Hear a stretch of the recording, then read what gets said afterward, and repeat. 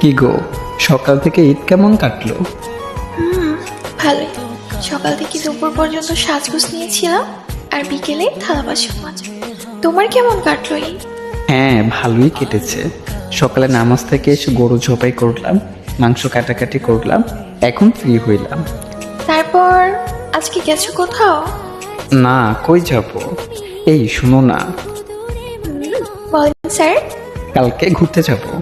আমিও ভাবছি বলবো তোমাকে। তাহলে তো হয়েই গেল। শোন, কালকে গাড়ি ভাড়া তুমি দিবা, আর খাবার খরচ আমি একা দিব।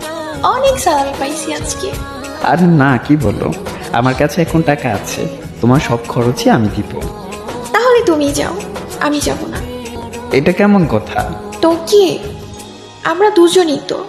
আমার টাকা মানেই তোমার টাকা, তোমার টাকা মানেই আমার টাকা। তুমি আমাকে পর মনে করো?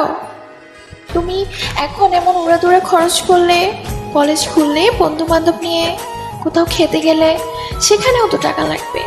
তখন কোথায় পাবা? বেশি বেশি করো তুমি সব সময়।